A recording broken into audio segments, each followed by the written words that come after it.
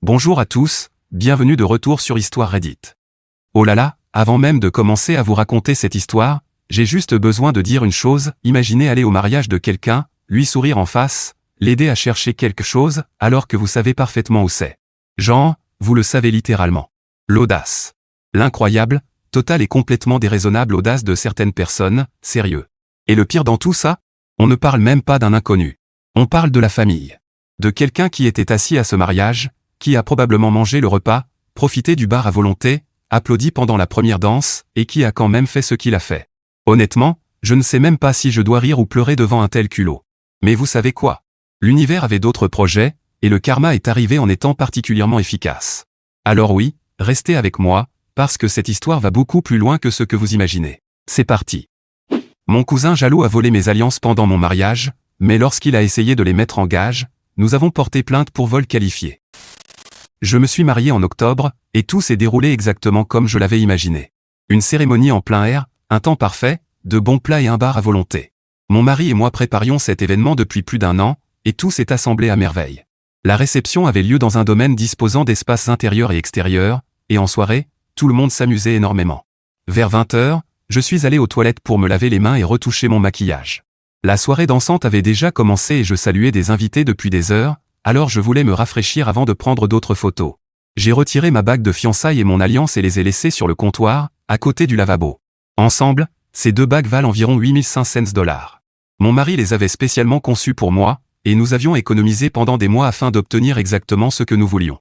La bague de fiançailles est ornée d'un diamant rond entouré de petites pierres sur l'anneau, et l'alliance s'emboîte parfaitement avec elle. Ma cousine est entrée pendant que je retouchais mon rouge à lèvres. Elle a immédiatement remarqué les bagues sur le comptoir et les a prises pour les examiner sous la lumière. Elle a fait plusieurs commentaires sur la pureté du diamant et la qualité de fabrication, les tournant et les retournant entre ses mains. Nous avons discuté pendant environ 2 minutes avant qu'une de mes demoiselles d'honneur ne fasse irruption dans la pièce pour dire qu'on avait besoin de moi dehors afin de prendre davantage de photos avec le cortège. Je suis parti avec elle et j'ai complètement oublié les bagues sur le comptoir. Le photographe nous a fait prendre des clichés dans les jardins, ce qui a duré une 20aine de minutes. Quand nous sommes retournés à l'intérieur, la réception battait son plein et j'ai été entraîné à danser et à discuter avec les invités. Ce n'est que lorsque les choses se sont un peu calmées autour de moi que je m'en suis soudainement souvenu. J'ai couru jusqu'aux toilettes, mais elles avaient disparu. J'ai vérifié toutes les surfaces, fouillé la poubelle, regardé sous les lavabos, partout. Rien. J'ai retrouvé mon mari et lui ai expliqué ce qui s'était passé. Nous avons fouillé ces toilettes 3 fois de plus. J'ai également inspecté les autres toilettes et demandé au personnel du lieu si quelqu'un avait rapporté des bijoux. Personne n'avait rien vu. Le responsable du domaine nous a aidés à chercher et nous a suggéré de vérifier les objets trouvés. Nous l'avons fait, mais les bagues n'y étaient pas non plus. La première personne à qui j'ai demandé, c'était ma cousine. Elle était présente et avait même tenu les bagues dans ses mains. Mais elle m'a affirmé qu'elle était sortie juste après nous, et je me souvenais l'avoir vue plus tard sur la piste de danse. La dernière chose que j'aurais imaginé, c'est qu'elle puisse être responsable de leur disparition. À ce stade, j'étais paniqué, même si j'essayais de garder mon calme parce que c'était encore notre nuit de mariage et qu'il restait des invités. Nous avons demandé autour de nous si quelqu'un avait vu les bagues ou les avait ramassées par erreur. Ma cousine faisait d'ailleurs partie des personnes qui nous aidaient à les chercher.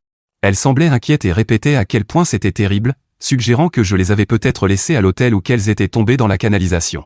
Pourtant, j'étais absolument certaine de les avoir laissées sur ce comptoir. La réception s'est terminée et nous sommes retournés à l'hôtel. J'ai à peine dormi. Le lendemain matin, j'ai déposé une plainte à la police. L'agent qui a enregistré ma déclaration semblait assez sceptique quant aux chances de retrouver les bijoux. Il m'a expliqué que les bijoux volés sont rarement récupérés et qu'ils sont presque impossibles à retracer, sauf si le voleur commet une erreur grossière. Je lui ai remis des photos des bagues, les factures, les documents d'assurance, tout ce que je possédais. J'ai également publié un message dans le groupe familial pour demander si quelqu'un les avait vus, en espérant qu'un invité ait remarqué quelque chose. La plupart n'ont pas répondu. Ma cousine, elle, a écrit qu'elle espérait qu'elle serait retrouvée et qu'il était horrible qu'une telle chose soit arrivée un jour aussi spécial. Le lendemain, j'ai rappelé le domaine pour demander à consulter les enregistrements de vidéosurveillance près des toilettes. Le responsable ne pouvait pas me montrer directement les images pour des raisons de confidentialité, mais il m'a assuré qu'il les examinerait lui-même et me communiquerait toute information utile. 3 heures plus tard, il m'a rappelé pour m'annoncer que les caméras de cette zone n'avaient pas enregistré à cause d'un problème technique. Évidemment. Je commençais à accepter l'idée que les bagues étaient définitivement perdues. Environ une semaine après le mariage, j'ai reçu un appel d'un prêteur sur gage situé à environ 45 km de chez nous. L'homme au téléphone m'a expliqué qu'il appelait parce que mon assurance avait signalé les bagues dans une base de données consultée par les prêteurs sur gage pour repérer les objets volés. Quelqu'un était venu ce matin-là pour tenter de vendre les 2 bagues. Il m'a dit que la personne semblait nerveuse et que le fait que les 2 bagues forment un ensemble assorti lui avait paru suspect. Lorsqu'il les avait enregistrées dans le système, une alerte avait immédiatement indiqué qu'elles avaient été déclarées volées récemment. La personne était alors repartie précipitamment dès qu'il avait expliqué qu'il devait vérifier certaines informations. Il disposait d'une vidéo de surveillance et m'a demandé si je souhaitais venir la voir ou s'il devait l'envoyer directement à la police. J'ai immédiatement contacté l'inspecteur chargé de mon dossier. Il s'est rendu au prêteur sur gage cet après-midi-là et a visionné les images. Plus tard, il m'a appelé pour me demander si je pouvais venir au commissariat afin d'identifier une personne apparaissant sur la vidéo. Le lendemain, je m'y suis rendu avec mon mari. L'inspecteur a lancé la vidéo sur son ordinateur. Et il était parfaitement clair de savoir qui était le coupable. C'était ma cousine. La vidéo la montrait très clairement entrant dans le prêteur sur gage, sortant mes bagues et essayant de les vendre.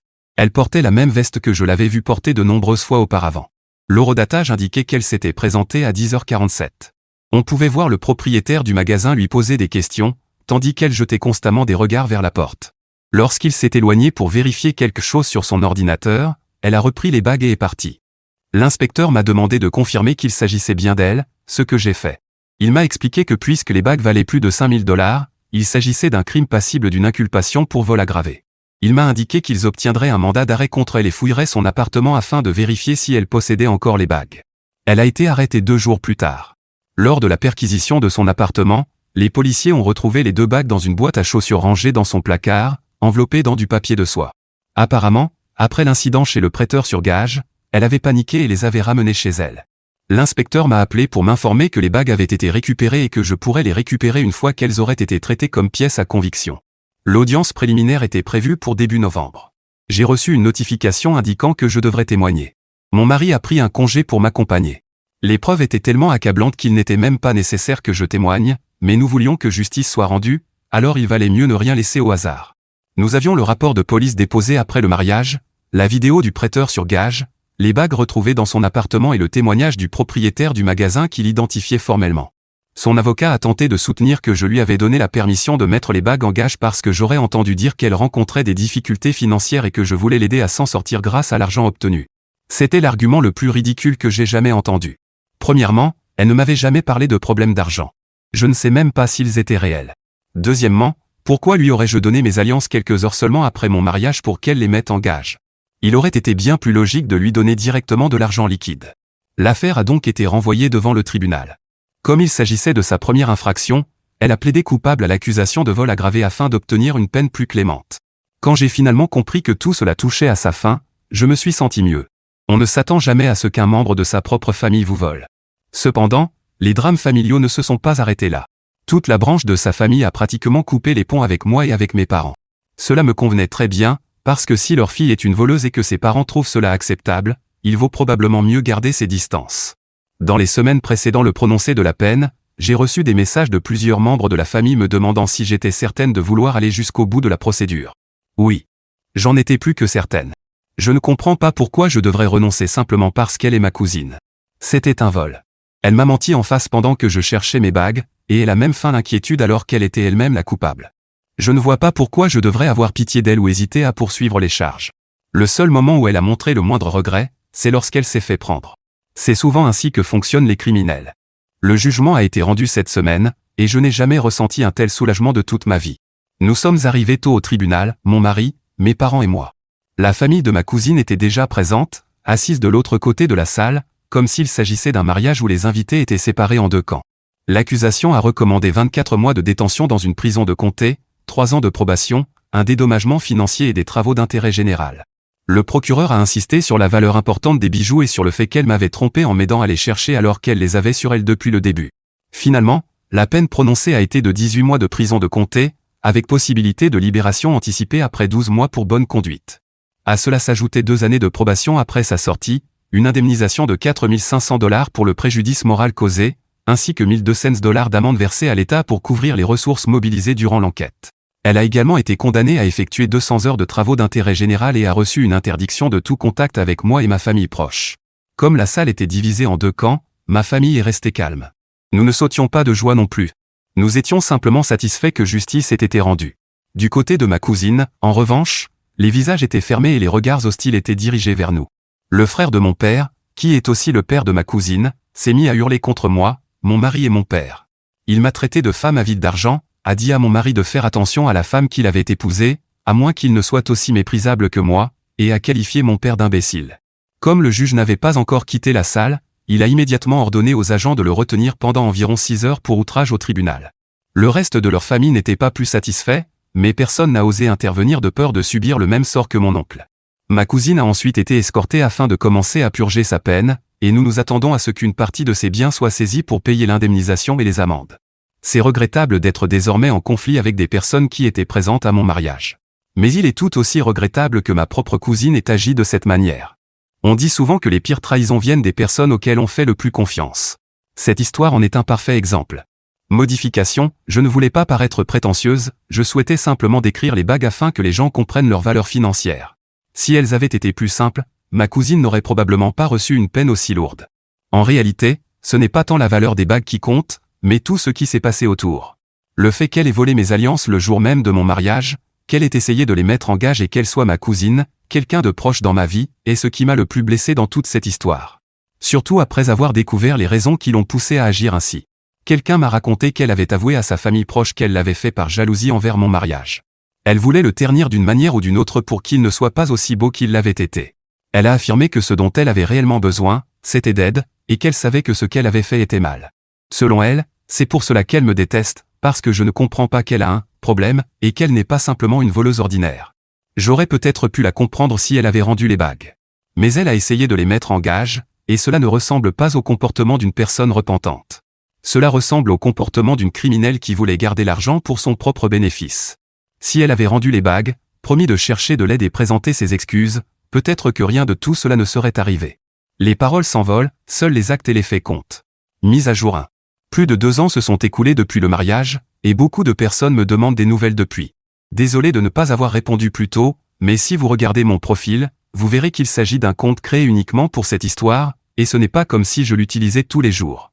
Je ne suis revenu sur ce compte que parce que mon mari en a parlé récemment, et aujourd'hui j'ai finalement décidé de revenir donner des nouvelles. Elle est sortie de prison il y a plus d'1 an grâce à sa bonne conduite. Ce n'est pas une criminelle endurcie qui continue à commettre des délits derrière les barreaux. Au moins, elle a été suffisamment motivée pour se comporter en détenue modèle afin d'être libérée le plus rapidement possible.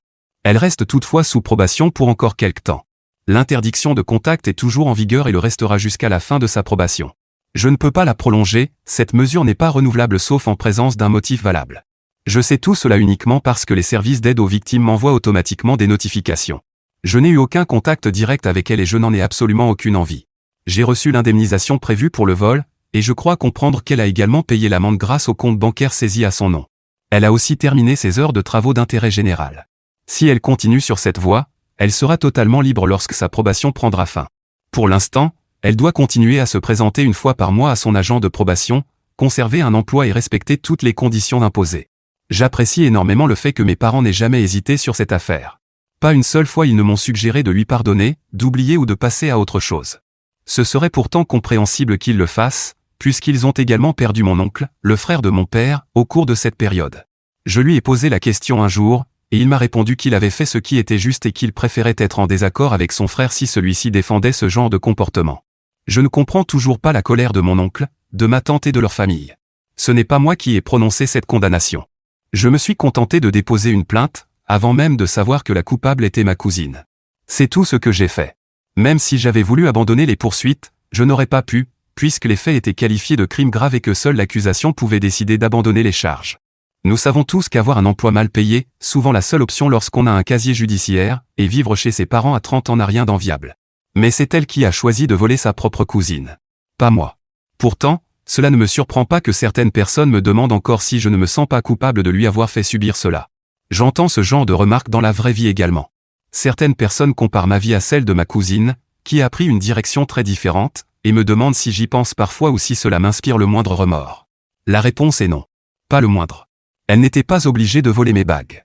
Elle aurait pu être heureuse pour moi. Elle aurait pu gérer sa jalousie ou son ressentiment de n'importe quelle autre manière. Elle aurait pu suivre une thérapie, parler à quelqu'un ou travailler sur elle-même. Jusqu'à présent, l'interdiction de contact a été respectée. Elle n'a jamais essayé de communiquer directement avec moi. Je suis certaine que son agent de probation lui a expliqué très clairement ce qui arriverait si elle le faisait, retourner en prison de comté, voire dans un établissement bien pire. Il lui reste encore presque 2 années de probation. Cela signifie 2 années supplémentaires pendant lesquelles elle devra rester loin de moi et de ma famille. Ses parents, en revanche, ne sont pas soumis à cette interdiction. Ils continuent donc parfois à médire de mes parents. Quant à moi, ils m'évitent comme la peste. Je pense qu'ils croient que le moindre contact pourrait mettre leur fille en difficulté. Rien ne devrait arriver, sauf si cela provenait d'un message indirect envoyé par elle. Personnellement, cela ne me dérange pas. Mon père sait parfaitement gérer son frère, et il l'a toujours fait lorsque l'occasion s'est présentée. Par exemple, un jour, ils se sont croisés par hasard. Mon père faisait des courses avec ma mère, et mon oncle ainsi que ma tante faisaient apparemment la même chose. Au début, ils se sont simplement évités, ce qui était la solution la plus simple. Mais mon oncle n'a pas pu s'empêcher de faire une remarque à mon sujet.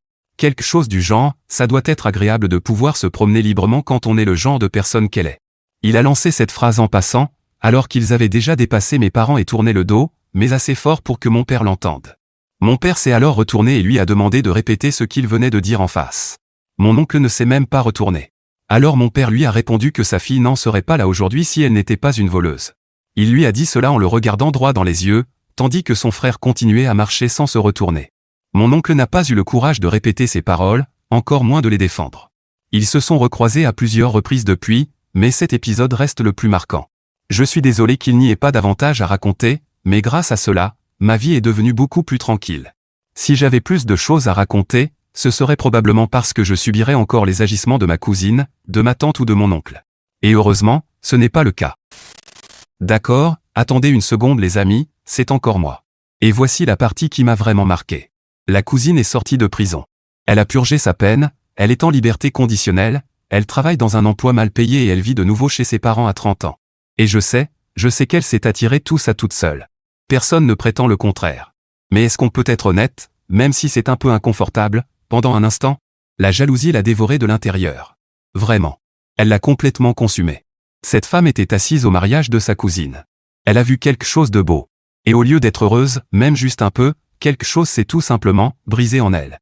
Et plutôt que d'affronter ce sentiment, d'en parler à quelqu'un, de faire littéralement n'importe quoi d'autre, elle a pris la pire décision de toute sa vie pendant les 2 minutes qu'elle a passées dans ses toilettes. Et maintenant, sa vie ne ressemble probablement en rien à ce qu'elle imaginait pour elle-même à 30 ans. Ça ne veut pas dire que j'ai de la peine pour elle. Je tiens vraiment à le préciser. Elle est responsable de ses actes. Mais c'est juste difficile à regarder, vous voyez ? Parce que la jalousie est quelque chose que chaque personne qui regarde cette vidéo a déjà ressenti à un moment ou à un autre. La différence, c'est que la plupart d'entre nous n'agissent pas comme elle l'a fait. Elle avait toutes les occasions d'être une personne normale ce jour-là. Toutes les occasions. Et la partie la plus triste de cette mise à jour n'est même pas ce qui lui est arrivé à elle. C'est que l'auteur du post a dû passer 2 années de sa vie de jeune marié à gérer les conséquences de l'amertume de quelqu'un d'autre. C'est ça, le véritable coup dont personne ne parle. Maintenant, revenons à l'auteur du post. Mise à jour 2. Cette mise à jour ne concerne pas des événements récents, mais j'ai quand même envie de la publier maintenant que je suis plus calme. Pas complètement apaisé, mais davantage qu'il y a quelques mois. Avant de commencer à raconter ce qui s'est passé avec la famille de ma cousine, je vais d'abord parler de certaines choses que j'ignorais totalement et que j'ai découvertes à cause des problèmes rencontrés par mon père. Mon père et mon oncle entretiennent une relation compliquée depuis leur enfance. Je ne dirais pas qu'elle était mauvaise, mon père la décrit plutôt comme distant. Ils ne s'entendaient pas particulièrement bien et n'ont commencé à se tolérer qu'à l'âge adulte, en faisant preuve de maturité et de civilité. Je ne m'en étais jamais rendu compte parce que, jusqu'au jour où ma cousine m'a volé à mon mariage, ma relation avec toute cette branche de la famille était normale. Il en allait de même pour la relation entre mon père et mon oncle. Ils ne passaient pas leur temps ensemble et ne buvaient pas des bières entre frères, mais rien ne laissait penser qu'ils ne s'appréciaient pas vraiment. Les ennuis judiciaires de la fille de mon oncle, ainsi que les événements des dernières années, ont essentiellement ravivé des tensions fraternelles qui étaient enfouies depuis leur adolescence. Ma cousine a terminé sa période de probation et, par conséquent, l'ordonnance d'éloignement a également pris fin. J'en ai été informé parce que cela faisait partie des informations auxquelles j'avais droit dans le cadre de la procédure. Comme je l'ai déjà expliqué, il n'était pas possible de prolonger cette mesure puisqu'elle n'avait pas été accordée pour des violences directes à mon encontre. Je sais que certaines ordonnances peuvent être renouvelées ou prolongées indéfiniment, mais ce n'était pas le cas ici. Je ne savais pas vraiment à quoi m'attendre. Pendant quelques mois, il ne s'est rien passé. Puis nous avons subi des attaques de la part de la famille de ma cousine. D'abord mes parents à cause de mon oncle. Puis moi à cause de ma cousine. Pas des attaques physiques, mais des tentatives visant à nous nuire et à nous causer des dommages. Je vais commencer par l'histoire concernant mon père, car elle s'est produite en premier. Ce qui concerne ma cousine est arrivé plus tard, à la suite d'une situation qui m'impliquait directement. Mon père possède un food truck. Un camion de restauration qui est assez connu dans notre ville, ou du moins qui compte de nombreux abonnés sur Instagram depuis que je l'ai pratiquement forcé à lancer cette activité. Même avant cela, il était déjà populaire. Les habitants connaissaient les jours et les endroits où il s'installait pour venir goûter sa cuisine. Je préfère ne pas préciser quel type de nourriture il vend, car je ne veux pas que des personnes de ma ville reconnaissent immédiatement cette histoire. Disons simplement que mon oncle a convaincu l'un de ses amis de poursuivre mon père en justice pour intoxication alimentaire. Mon père respecte toutes les normes et est extrêmement rigoureux concernant l'hygiène alimentaire. Nous étions donc persuadés que l'accusation était fausse. Voici ce qui s'est passé. L'ami de mon oncle est venu manger au food truck un jour donné. Les caméras de surveillance des environs ont confirmé sa présence. Mon père ne le connaissait pas. Plus tard, cet homme s'est présenté à l'hôpital en se plaignant de fortes douleurs à l'estomac et de vomissements, avant d'engager des poursuites judiciaires. Mon père a vécu des mois extrêmement difficiles, mais je ne vais pas entrer dans tous les détails parce que cela prendrait beaucoup trop de temps. Ce que nous avons fini par découvrir, c'est que cet homme était un ami de mon oncle, qu'ils avaient organisé toute cette histoire dans le but de ruiner mon père, et qu'ils ont finalement été démasqués. En résumé, les événements se sont déroulés ainsi. Après avoir confirmé qu'il avait effectivement mangé au food truck, grâce aux images qu'ils avaient eux-mêmes fournies pour le prouver, l'avocat de mon père a exigé les rapports médicaux. Or, ces rapports ne concluaient pas à une intoxication alimentaire, car plusieurs symptômes caractéristiques étaient absents. Lorsque des accusations pour fausses déclarations ont commencé à être évoquées, ainsi qu'une contre-attaque judiciaire pour les dommages causés à la réputation de l'entreprise de mon père, cet homme a fini par parler. Il avait volontairement pris un médicament destiné à provoquer des vomissements. Je ne citerai pas son nom parce que c'est dangereux. J'ai lu que certains étudiants utilisent ce type de produit pour éviter un examen ou contrôler leur alimentation. Je ne sais pas qui lira ce texte, alors je préfère ne pas fournir d'informations pouvant encourager quelqu'un à se faire du mal. Mon oncle était à l'origine de toute cette machination. Toutes les poursuites et accusations ont alors été dirigées contre lui. Son ami a obtenu un accord financier beaucoup plus modeste en échange des preuves qu'il a fournies contre lui. Je ne veux pas trop m'attarder sur cette affaire, mais mon oncle a finalement écopé d'une année de probation pour son stratagème. Cela ne me semble pas particulièrement juste au regard de ce qu'il a fait. En revanche, les près de 650 000 $ de dommages et intérêts accordés à mon père ont largement compensé cette déception. Mon père a pleuré de joie lorsqu'il a appris le montant. Même s'il a fallu attendre plusieurs mois avant que l'argent ne soit effectivement versé, notamment parce que mon oncle a dû vendre sa maison et retirer l'intégralité de son fonds de retraite pour pouvoir payer. Je résume tout cela en quelques paragraphes, mais l'affaire a duré plusieurs mois et l'entreprise de mon père en a beaucoup souffert. Heureusement, aujourd'hui la situation semble revenue à la normale et l'impact économique est devenu relativement limité. En réalité, mon père envisage désormais de vendre son food truck une fois qu'il aura complètement récupéré, puis d'utiliser cet argent ainsi que les indemnités obtenues pour prendre sa retraite. Je trouve que c'est un excellent projet. Il n'est plus tout jeune, et passer de longues journées debout à servir des clients pourrait finir par affecter sa santé. Si ce n'est pas déjà le cas. Dans le cadre du règlement judiciaire, il a également obtenu une ordonnance d'éloignement contre son frère. Mon oncle et sa famille ont déménagé dans une autre ville afin de ne plus avoir à vivre près de mon père. Personnellement, je pense que c'est davantage par honte d'avoir été condamné que pour toute autre raison. Mon oncle a toujours eu quelque chose contre la police, et mon père est persuadé qu'être arrêté constitue pour lui l'humiliation suprême. Il n'avait jamais été arrêté auparavant, mais il les déteste profondément. Maintenant, passons à ce qui s'est passé avec ma cousine. Mon mari et moi avons emménagé dans une nouvelle maison il y a 18 mois. Tout ce qui s'est passé ensuite s'est produit, plus ou moins, au milieu du procès contre mon oncle, lorsque nous savions déjà qu'il était derrière toute cette histoire. Nous avons emménagé dans cette maison sans chercher à cacher notre adresse. Rien ne s'était produit après la fin de la probation de ma cousine, et nous ne voulions pas vivre dans la peur ou faire attention à chaque personne à qui nous révélions où nous habitions. Je déteste l'idée que les victimes soient obligées de vivre dans la crainte permanente simplement pour éviter que leur agresseur ne les retrouve. Nos amis et notre famille, du moins ceux qui n'étaient pas du côté de ma cousine, connaissaient notre adresse. Je ne sais pas qui lui a donné l'information, ni même si elle l'a simplement obtenue par des registres publics. Mais nous avons commencé à recevoir des lettres composées de caractères découpés, comme dans les films lorsqu'on réclame une rançon. Je me demande parfois si, dans les véritables affaires d'enlèvement, les gens utilisent encore ce genre de lettres. À cette époque, je venais également d'apprendre que j'étais enceinte. C'est ce qui a déclenché toute la suite. Les lettres contenaient des menaces dirigées contre moi ainsi que contre mon futur bébé. Après la première lettre, nous avons immédiatement déposé une plainte. Mais la police n'a pas pu relier ces courriers à ma cousine, même si elle figurait sur la liste des suspects dès le premier instant. Les policiers ont demandé les enregistrements des caméras de surveillance du voisinage. Malheureusement, notre maison est la première de la rue. Aucune des vidéos n'offrait une image suffisamment nette pour identifier quelqu'un. Si notre maison avait été située plus loin dans la rue, ma cousine aurait dû passer devant davantage de caméras et les enregistrements auraient probablement été plus exploitables.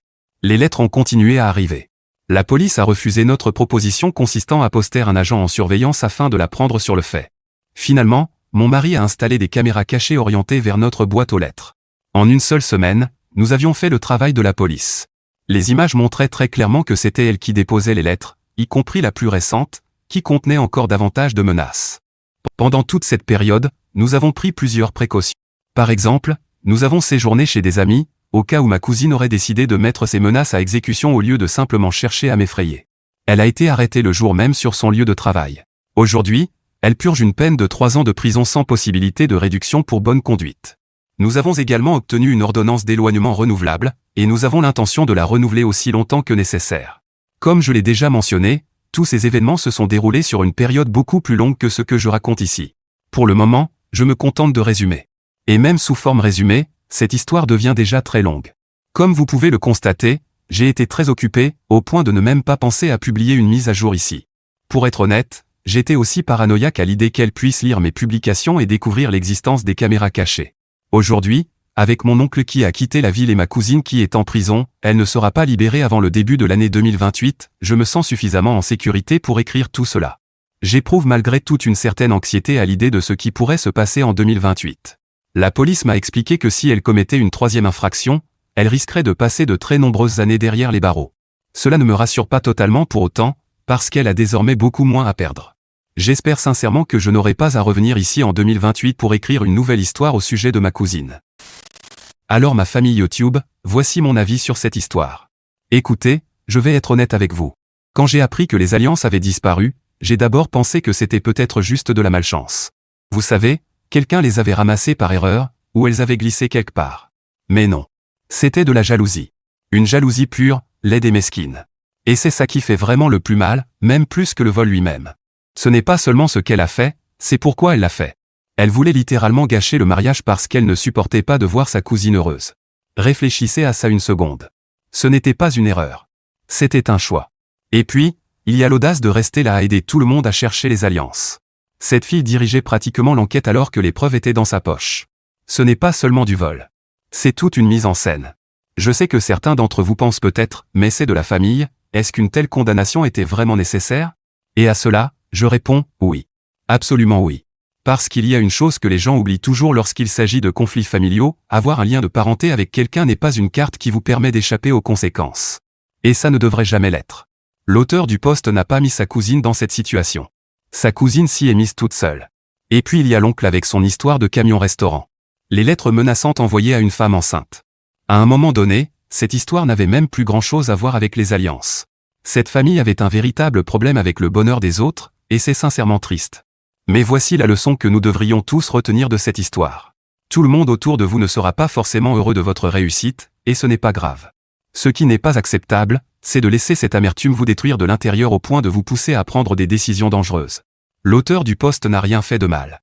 Elle s'est mariée, elle était heureuse, et elle méritait pleinement ce bonheur. Si votre paix intérieure rend quelqu'un d'autre aussi mal à l'aise, alors franchement, c'est son fardeau à porter, pas le vôtre. Protégez votre tranquillité d'esprit. Déposez une plainte à la police quand il le faut. Et peut-être, évitez de laisser vos alliances sur le comptoir des toilettes. Alors les amis, qu'en pensez-vous? Dites-le moi dans les commentaires ci-dessous. Et merci de m'avoir accompagné aujourd'hui sur Histoire Reddit. N'oubliez pas de laisser un j'aime et de vous abonner à la chaîne. On se retrouve dans la prochaine vidéo.